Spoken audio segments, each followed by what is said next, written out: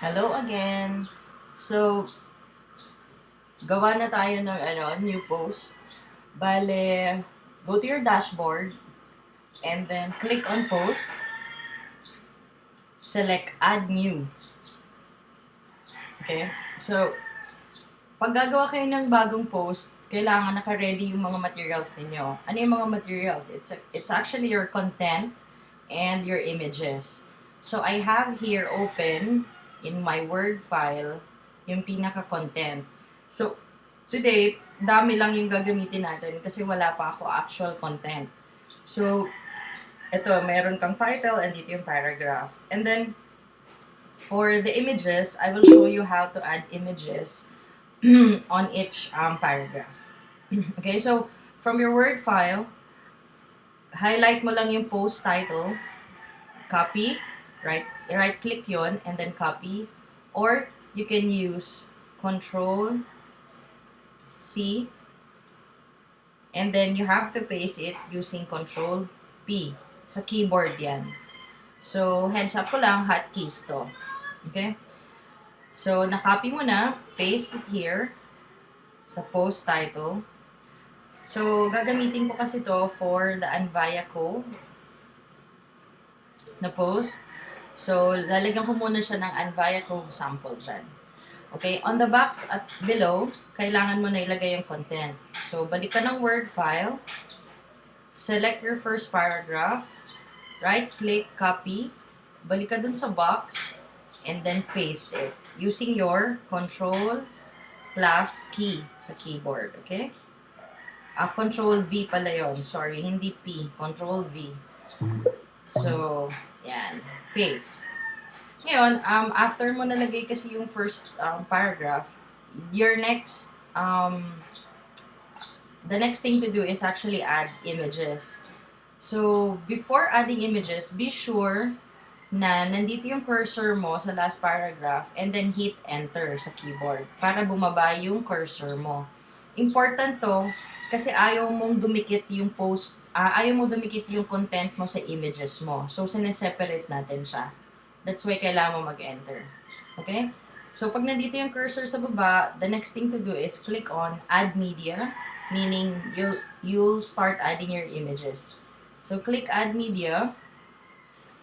So, i-overview ko lang, dalawa yung areas ng media natin. Merong media library, and then merong upload files. Pag sinabing upload files, ito yung mga bagong images na ilalagay mo dun sa website mo. So, in this case, in this tutorial, upload files yung gagamitin natin. Ngayon, if you're editing naman ng post, or if you want to replace the images within a post, pupunta ka ng media library. Ang nandito sa media library is yung mga dati mong images na pinost na. Ibig sabihin, mga dating images na na-upload. So, if you can see, ito yung EB. Ito yung mga images dun sa EB na post. Dun sa previous video na pinakita ko.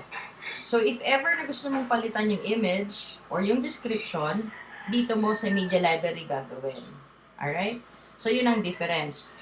At the same time, if ever na mag-upload ka ng files, the new pictures ang i-upload mo, mapupunta rin yung lahat sa media library mo. So, ito yung parang treasure box ng images.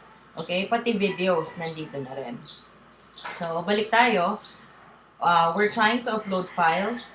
So, what you need to do first is to select the files that you want to upload. Click on the button, select file, and then punta ka dun sa location ng files mo or ng images mo.